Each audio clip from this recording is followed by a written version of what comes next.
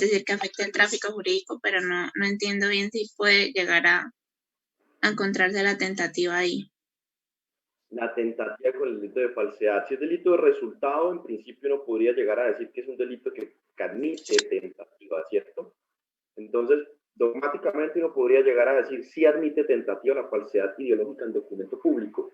Y un ejemplo como tal de una falsedad ideológica en documento público en grado tentado se ha intentado tipificar de la siguiente manera.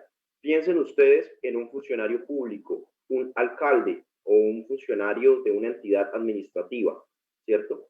El director de Coldeportes, por ejemplo, ¿cierto? Él, al momento en que va a hacer una licitación pública para contratar un servicio X, de pronto un apoyo de algún tipo de empresa particular que le vaya a servir de ayuda para desarrollar las labores propias de Coldeportes, él necesita crear un acto administrativo de necesidad del servicio. Entonces, él, antes de crear la licitación pública, antes de abrir el proceso licitatorio, él lo que hace es prácticamente hablar con quien va a dirigir la contratación, prácticamente un acto de corrupción, y él lo que hace es generar un acto de necesidad con las mismas características de aquella persona con la que va a contratar. Entonces, crea el acto administrativo, le dice a su secretaria que lo monte, pero él no lo firma y lo deja sobre su escritorio, ¿cierto? O lo firma mejor porque no lo firma, de pronto ustedes me dicen, profesor, es delito imposible, bueno, de pronto. Entonces lo firma, lo deja sobre su escritorio, pero el documento nunca entra al proceso licitatorio, ¿cierto? O sea, se crea otro acto administrativo de creación de la necesidad y ese sí se utiliza para la licitación pública que él quiere hacer. Si estoy siendo claro con el ejemplo, Estefanía, o todavía no con una falsedad en documento público tentada, ideológica. Sí, profe, y la del otro tipo de delito, la de la material. Un ejemplo de tentado. Ajá. Los tentados, tengámoslo así presentes. Entonces, un documento público que yo falsifique. Andrés Gómez falsifica una escritura pública porque yo necesito hacerme a la casa, no sé, o mentiras. Yo necesito vender el carro de mi papá. Entonces, yo lo que hago es coger una compraventa en la que él participó, el documento público, mentira, no nos vayamos con oficina de tránsito, quedámonos con un bien inmueble.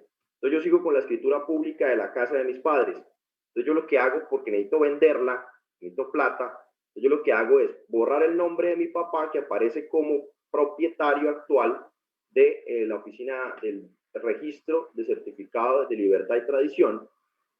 Yo borro el nombre de mi padre, la última anotación, y lo que hago es presentarlo al futuro vendedor al futuro comprador para que él crea que yo soy el propietario. ¿Listo? Entonces, eso sería la falsedad material en documento público como particular. Ahora, una falsedad tentada. Yo hago la modificación dentro del certificado de tradición y libertad de la casa de mis padres, pongo mi nombre como último propietario, pero no lo utilizo, lo dejo en mi casa, ¿cierto? No lo utilizo. Tengo toda la intención de utilizarlo en la compraventa, pero al fin y al cabo no lo utilizo. Gracias, profe. Listo. Esos ejemplos de falsedades tentadas muchas veces se quedan en lo que ustedes conocen dentro del derecho penal general como el delito imposible. Es más, el tema de que sea un delito de resultado anticipado, lo que le generó algo de dudas a Estefanía, conlleva que para algunos pensadores la tentada, o sea, es decir, la facultad de delito tentado no sea aplicable a estos delitos de resultado anticipado. Solo que la tipificación sí se ha materializado, sobre todo en delitos de falsedad ideológica, ¿cierto? ¿Por qué les hablo yo del delito imposible? Porque en algunos casos de delitos contra la administración pública en el ejercicio profesional he propuesto esa teoría para evitar que se hable de una falsedad. No me la tipifican como tentada, pero para evitar que se hable como una falsedad y he logrado la preclusión, que es una figura que da por terminado el proceso. Entonces, yo he admitido, por ejemplo, en el ejemplo que te dije de alguien que supuestamente quería hacer un acto de corrupción y tenía un acto administrativo sin firma. La fiscalía le imputó a mi cliente el delito de falsedad ideológica en documento público. Pero mi teoría era que había un delito imposible, por cuanto nunca entró y nunca tenía vocación de servir de prueba, simplemente era un documento que estaba sobre la mesa del escritorio al momento de hacer la auditoría, ¿cierto? Sobre el escritorio al momento de hacer la auditoría. Entonces, entendamos que posiblemente ustedes vayan a encontrar posturas de doctrinantes que digan que es imposible hablar de un delito tentado por cuando estamos hablando de un delito de resultado anticipado, pero dentro de la gran variedad de ejemplos que se nos puedan llegar a presentar, sí está la posibilidad de hablar de un delito tentado. Bien, y rayaría con el delito imposible, con la teoría del delito imposible, que es el que no se puede cometer por cuanto las actitudes propias del delito requerirían de acciones que fueran más próximas a la ejecución del mismo, ¿cierto? Bueno, Litzey, cuéntame, Litzey, ¿cómo estás? Buenos días. Buenos días, profe. No, era para decirle que una compañera está en la sala de espera para ver si la podía aceptar. Creo que ya las acepté o ya acepté a la mayoría que están acá. Sí. Ah, bueno, profe. Muchísimas gracias por avisarme, Lizdey, perdón, pues, porque no leí bien, tengo dislexia ahora. Chicos, ¿alguno de ustedes hasta el momento tiene dudas sobre este tema?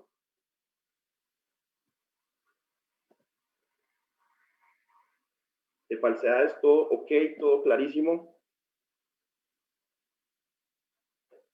Bueno, espero que no tengan ningún tipo de inconveniente. Qué buenas, es decir, qué decisiones pueden llegar. En la carpeta de sentencias hay buenas posturas, digamos que jurisprudenciales sobre los delitos de falsedad.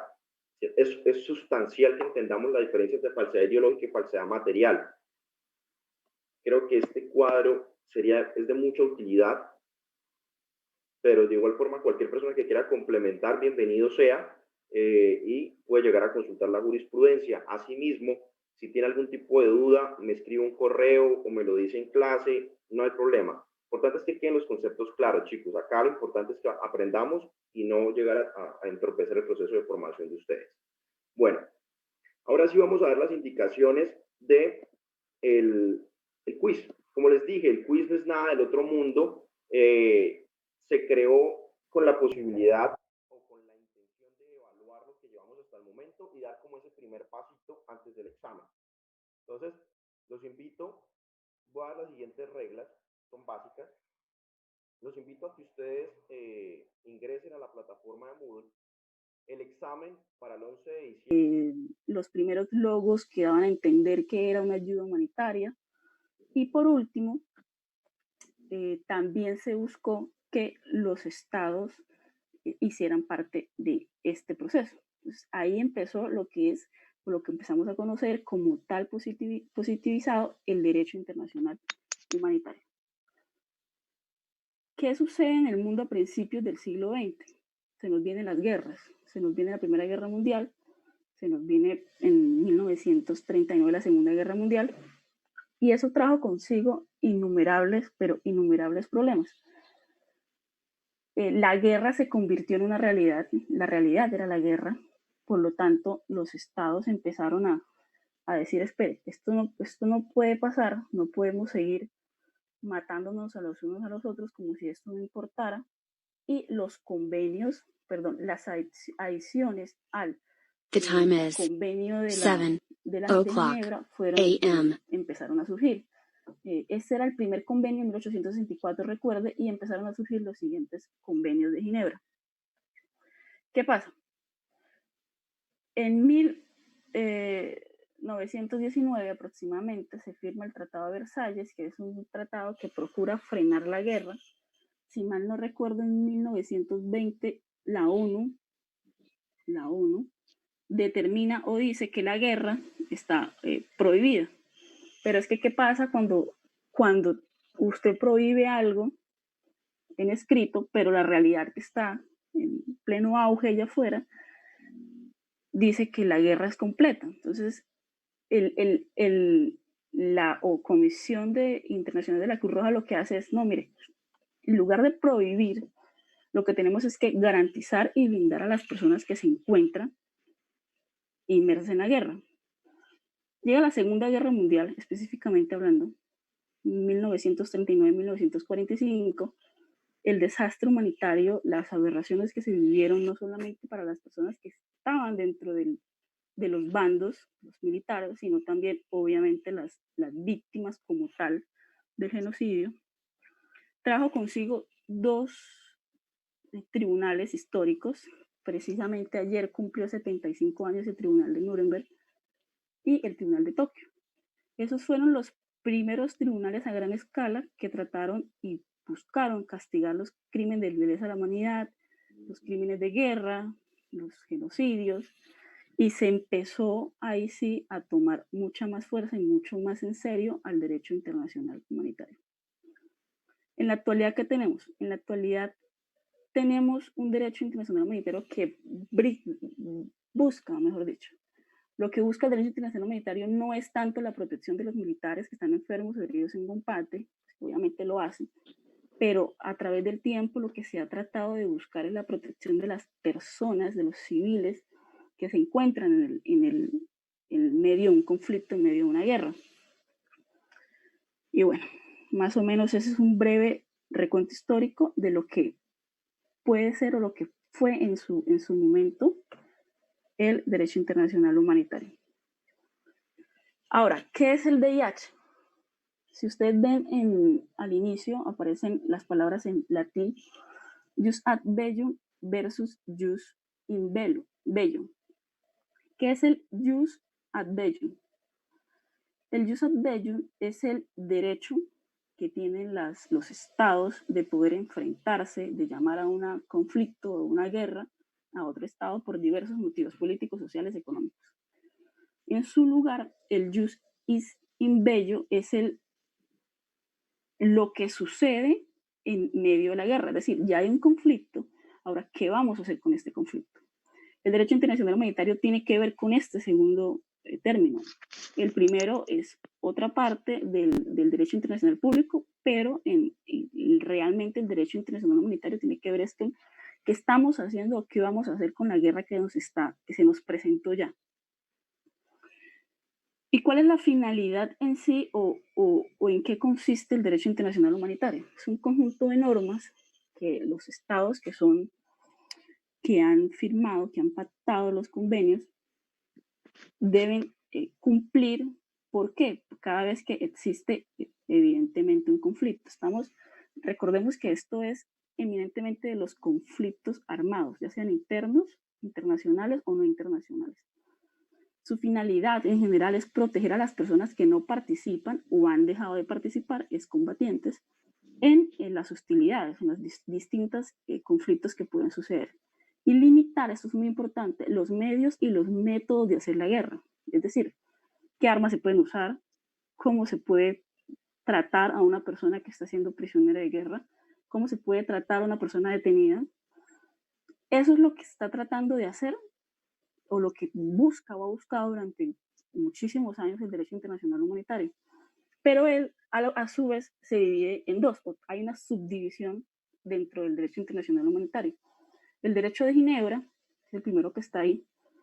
Este es eminentemente encaminado a proteger y salvaguardar la integridad de las víctimas, de las personas.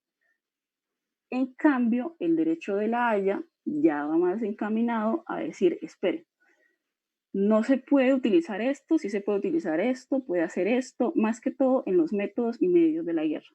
Es como las dos divisiones que hay dentro del derecho internacional humanitario. Bueno, hay muchísimos. Realmente, pues, no iba a ponerles todos porque tampoco tan loca, pero hay muchísimos convenios, hay muchísimos protocolos, hay muchísimos tratados, hay muchísimas resoluciones que lo que buscan es empezar a llenar los vacíos que pueden existir en caso de un conflicto. Todo aquello que no se regula a través de los convenios, obviamente entra el derecho o la costumbre a llenar esos vacíos, que en gran medida es lo que ha estado ayudando en los últimos tiempos al derecho internacional humanitario.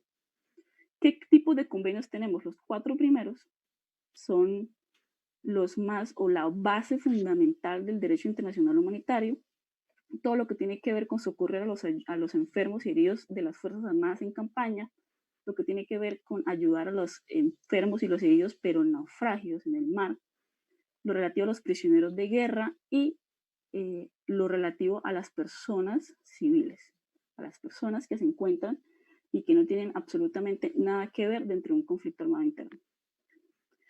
Y ya pues de ahí se han desprendido un montón de regulaciones encaminadas a proteger de las minas antipersonas, de darle su lugar a las mujeres, bueno, y diferentes tipos de armamentos que no se pueden utilizar, dado que ya sobrepasan los límites de la guerra.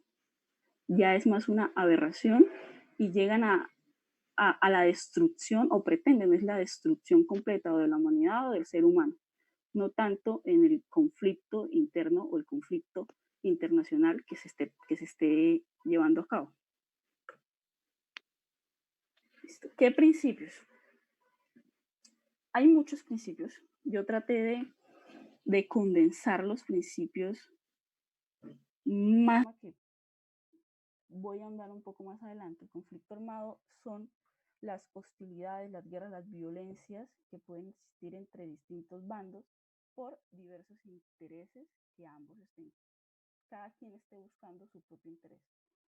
No combatiente es toda aquella persona que no, obviamente, no hace parte de las hostilidades, no hace parte de la guerra, no hace parte del conflicto. Prisionero de guerra. Cuando un combatiente es herido o cuando un combatiente es tomado por parte de su contrincante, se convierte en un prisionero de guerra.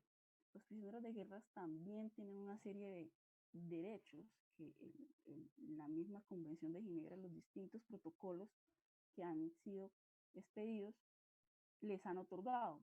Por ejemplo, supongamos que los prisioneros de guerra tienen un idioma diferente al idioma del país que lo tomó como prisionero. Tiene derecho, en teoría, a un intérprete, tiene derecho a recibir cartas, tiene derecho a no ser tratado inhumanamente, tiene derecho a no ser torturado, maltratado y bueno, todos los actos que no se deberían, que no debería Es difícil hasta sacar un el ser tema. humano. En México, No se nosotros cumple, somos muy realmente no se amigos de cumple, José pero Rodríguez, pues de son los Bitso, derechos que han sido una enunciados persona por muy las influyente que se distintas dedica a convenciones. dar a conocer el Bitcoin. Los beligerantes Y son los también estados, conocemos el las Bitcoin partes, Embassy Bar, las partes donde se que reúnen conforman muchísimas los personas distintos interesadas en él. conflictos se llaman beligerantes. Embassy Bar, dar a Si son dos conocer el países, Bitcoin. pues cada país es un beligerante. Y Y un también estado conocemos neutral el Bitcoin Embassy es Bar, donde los se reúnen típicos muchísimas estados que personas pues, interesadas más en que él. todo o El caso es que el históricamente mensaje del Bitcoin son va más allá de la libertad Austria y financiera y Suiza, de la los soberanía típicos individual. estados que han mantenido una posición De José Rodríguez. neutral ante los conflictos del En mundo. México, Los nosotros estados somos muy que amigos de dicen yo no José soy ni de Rodríguez. aquí ni de allá, ni déjenme quieto, no se metan en mi zona, no se metan en mi terreno, mátense ustedes. Creo que Suiza es el ejemplo perfecto de un estado neutral De Bitso, en Europa. una persona muy influyente. Ahora bien, los conflictos armados como tal se pueden distinguir o se pueden distribuir en dos tipos de conflictos.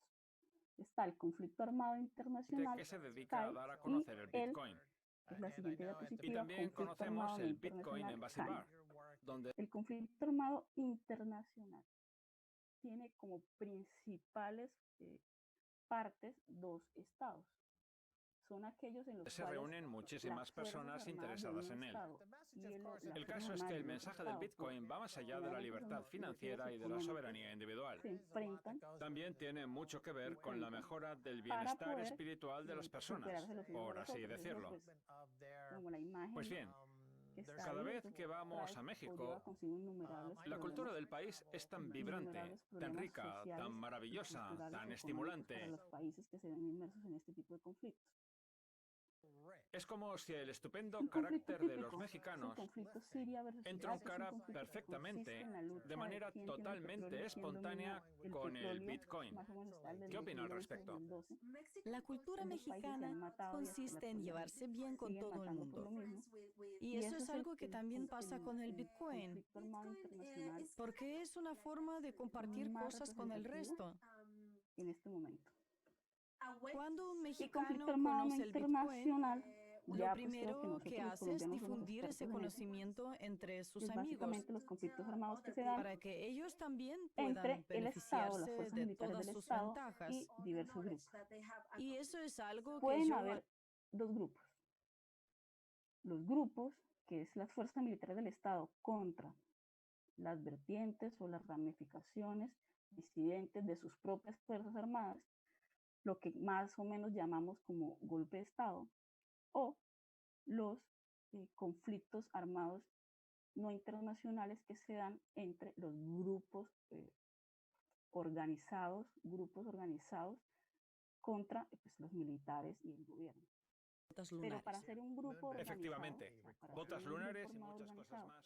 Sobre todo no ahora que es vamos conociendo más cualquier cosas pandilla sobre de el barrio tema que se del convierte en Citibank. un grupo armado Porque organizado. resulta que la entidad Hay ha tres adoptado una características posición aún más principales agresiva que que John convierten a un grupo McAfee, que armado siempre ha en ido un grupo mucho armado más allá organizado. de las predicciones El de primero de precios ellos es menos que optimistas. tiene que haber por obligación Es decir, que ahora el trono del un mando, optimismo lo tiene que ocupa haber el por Citibank. obligación un Y orden, ya tiene veremos que haber si un no lo jefe, tiene destronan que haber pronto, unos porque ahora los bancos se van a combatientes poner como locos a rasos, por hacer así decirlo. predicciones de precios cada vez más Esto no elevadas, aunque solamente seguro es que para sin llegar a la poderlos cifra real que determinar acabaremos como alcanzando, y es que el Bitcoin no tiene grupo techo organizado, porque el dinero sino fiat también no tiene que fondo.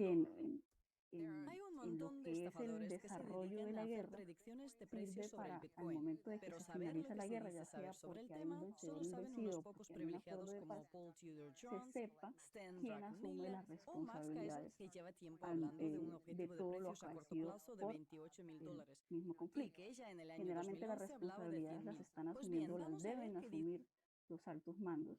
En caso de Colombia, por ejemplo, la FARC, dice el sobre alto mando de la FARC, que es el que lleva tiempo secretariado, como Paul ellos Tudor Jones, deberían estar asumiendo la mayor cantidad de responsabilidades por lo que todos se los dice hechos de saber los sobre el 60 años tema. de guerra que ha habido. Y esto también sirve, por ejemplo, para todos aquellos Solo saben combatientes unos pocos rasos en caso de privilegiados como obtener tanto un indulto o una amnistía.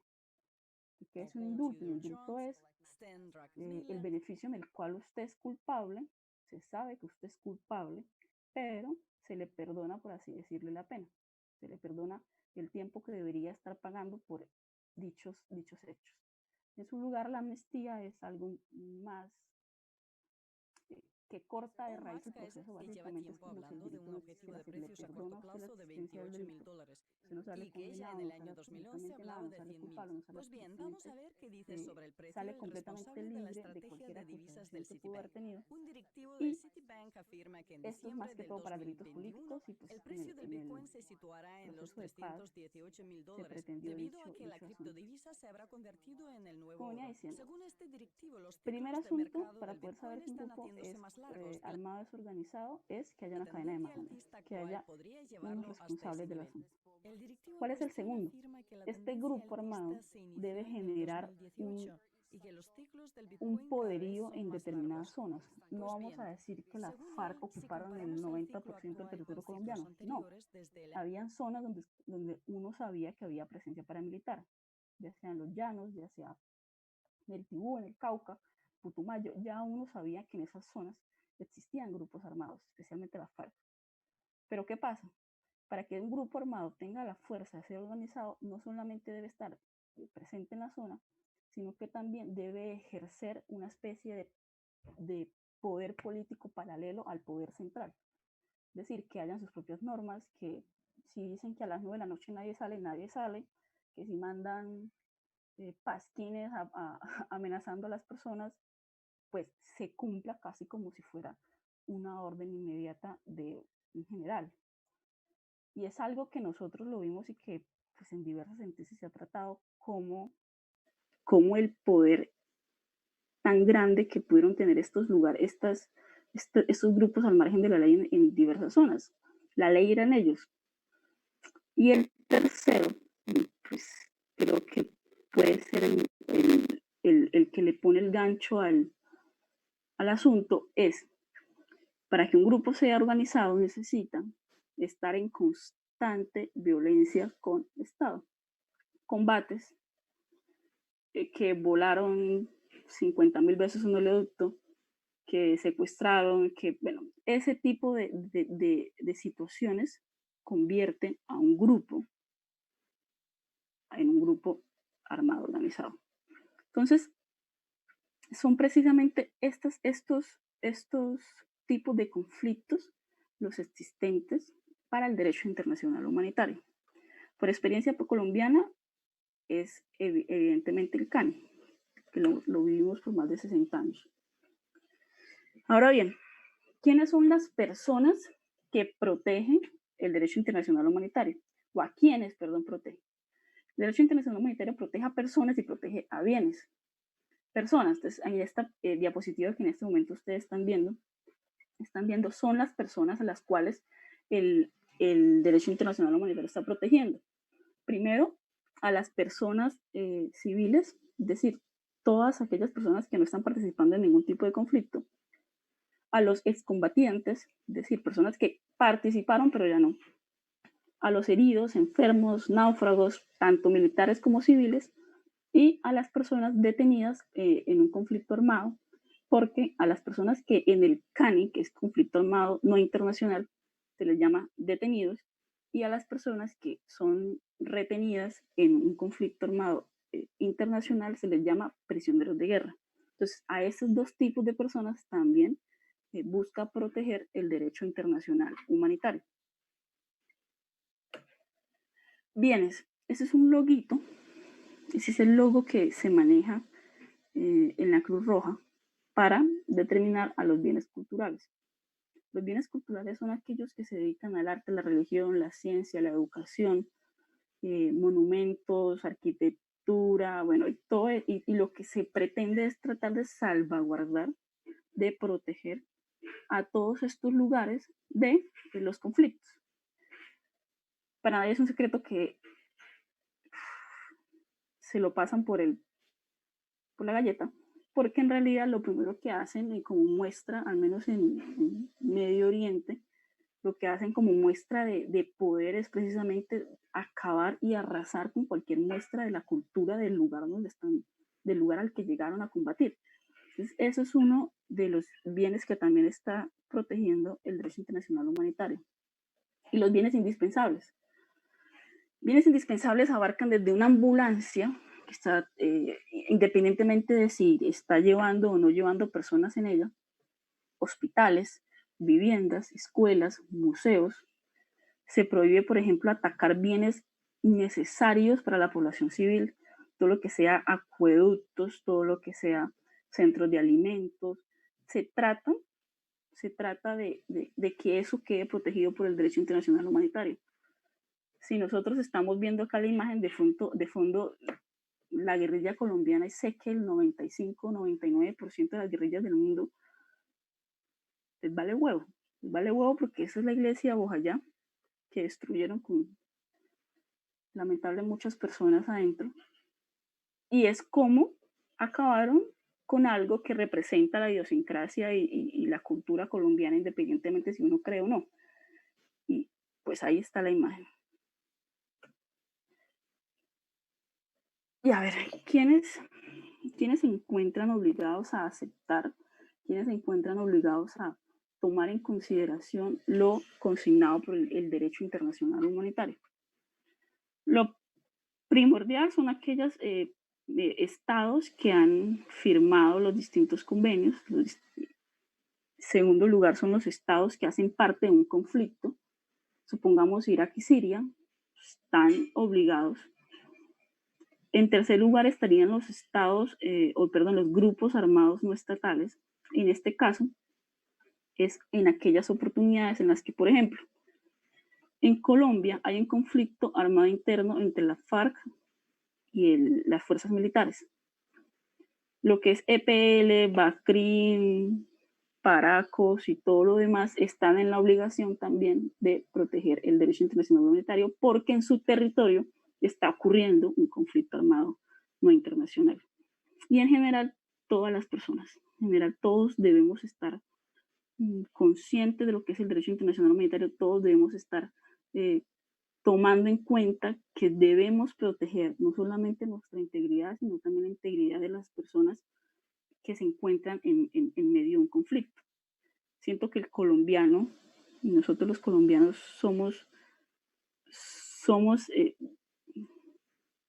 tenemos esas fibras demasiado demasiado adentro porque pues nos tocó un conflicto armado interno muy largo.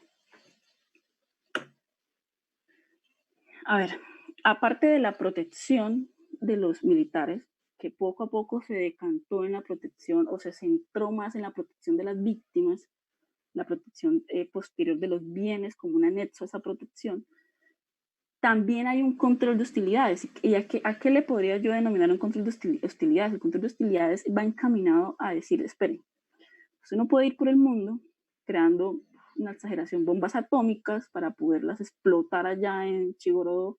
No, usted no puede hacer eso. Tenemos que regular eso, tenemos que empezar a ponerle un límite, tenemos que ponerle un límite a la creación, al uso de las distintas, de los distintos métodos y medios para atacar al enemigo. Por ejemplo, hay muchos, otra vez muy parecido al convenio, al apartado de los convenios y al apartado del tratado. Hay muchos, hay muchísimos, pero pues he traído los que considero son más importantes. Entonces, por ejemplo, en 1868 se procuró, se trató de prohibir el uso de determinados proyectiles en tiempos de guerra, que un tipo de bala, un tipo de revólver, pero un tipo de cualquier instrumento. En 1899 se trató de regular el uso de la guerra. Después, en 1972, es cuando ya empieza el boom de las guerras, de las posibles guerras químicas, de los posibles virus y cualquier vaina que la gente empezó a soltar. Entonces empezaron a prohibir las armas biológicas, las armas toxínicas, las armas bacteriológicas, que en realidad afectan indirectamente, o bueno, no es tan notorio el impacto como una bomba atómica. En 1993, en el Convenio de París, se trata de regular y de gestionar el empleo de las armas químicas y se hace un especial hincapié en lo destructivos que pueden ser las armas químicas para la humanidad o buena parte de la humanidad. Y hay innumerables protocolos. Entonces, por ejemplo, hay innumerables protocolos encaminados a decir, esperen, ¿qué hacemos con los fragmentos que quedan de las balas?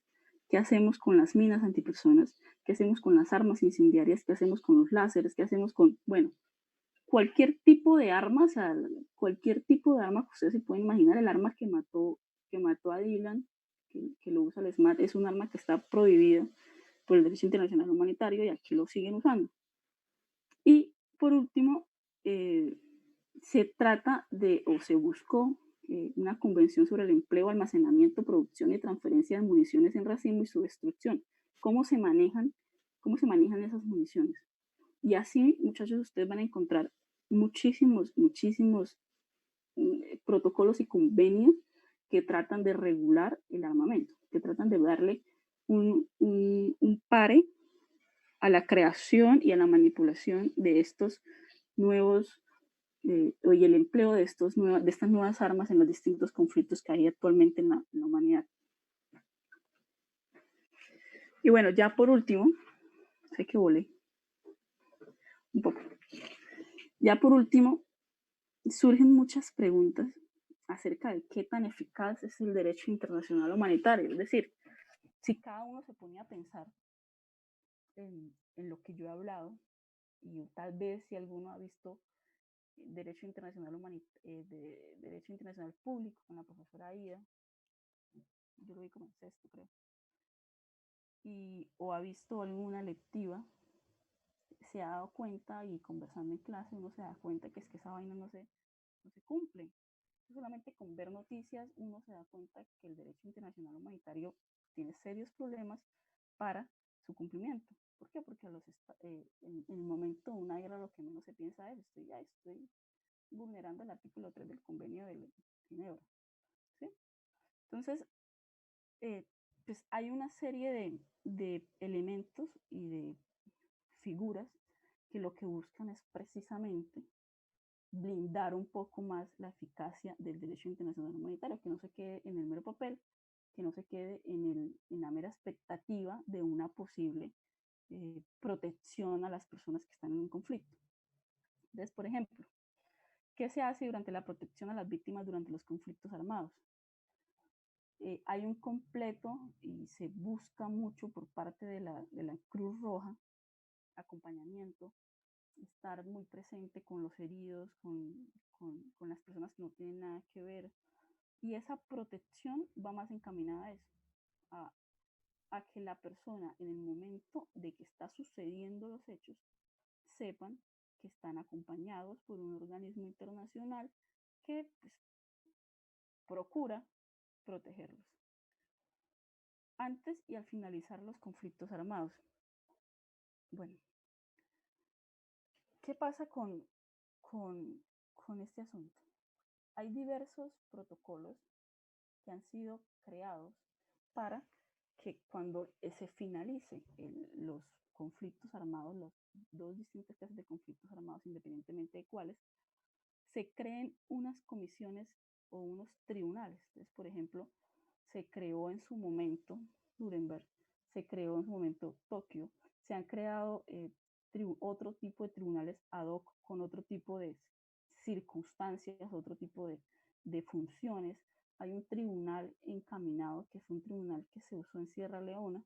En Sierra Leona hubo una guerra muy complicada y quedó completamente destruida el sistema político, legislativo, judicial, o bueno, allá, quedó completamente destruido. Y lo que se hizo es, miren, con lo poco que quedó de su estado, yo voy a nombrar como organismo internacional, le nombro a usted unos ayudantes y hacemos un tipo de MIS. Entonces, lo suyo con lo mío y estamos tratando de proteger a las personas que están en Sierra Leona o que estuvieron en Sierra Leona en ese momento muy perjudicados. Esos son uno de los tipos de protecciones al finalizar un conflicto armado. La Corte Penal Internacional, el Estatuto de Roma, también lo trata. Creo que es el que más le ha dado a los delitos sumamente graves, el que trató, el que se emergió como uno de los más importantes. Y ya hablando del posconflicto, hay un nuevo orden, una nueva ideología que pues, en Colombia aún lo estamos viendo, que se ve mucho en los procesos de reparación de víctimas, que se ven en la materia de derechos humanos, y es la reparación integral a las víctimas. Cuando pasa el conflicto, cuando se cometen serias aberraciones, cuando se liquidan familias completas y queda un integrante, quedan dos, no se sabe qué pasó, qué hicieron con tal persona. Y en el postconflicto se han creado, se han generado unos tipos de comisiones de la verdad. Es decir, cuénteme qué pasó, o sea, yo lo perdono, yo me siento reparado integralmente, pero usted dígame la verdad, cuénteme qué fue lo que pasó con mi familiar, cuénteme qué pasó con mi hija, que se la llevaron, bueno. Entonces, eso es lo que se está tratando por parte del derecho internacional humanitario en el postconflicto, garantizarle a la víctima una reparación integral. Entonces, no es simplemente el durante o el antes o el medio después, sino que a largo plazo las víctimas tengan la sensación de que han sido reparadas, ya sea simbólicamente o pues cualquier otro tipo de reparación. Y nada, muchachos, ya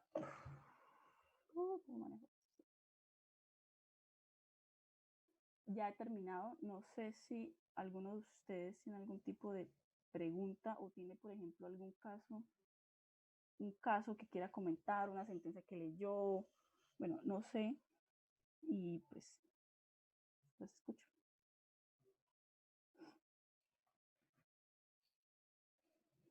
Sí.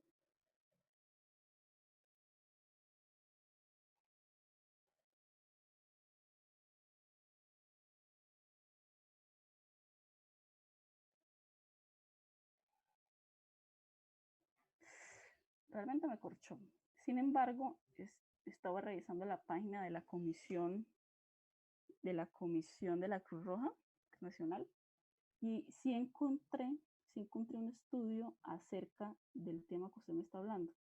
Eso me da a entender que sí hacen estudios acerca de de la producción de ese tipo de armamento.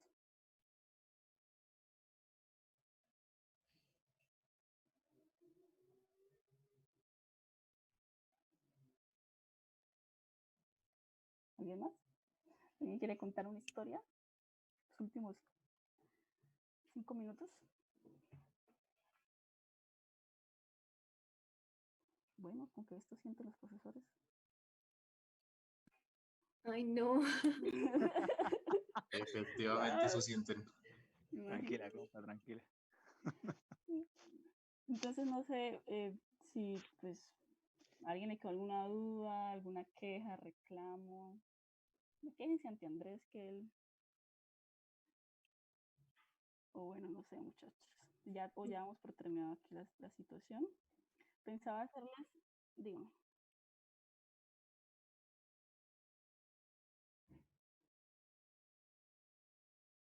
Uy, es que no sé. Posiblemente sí.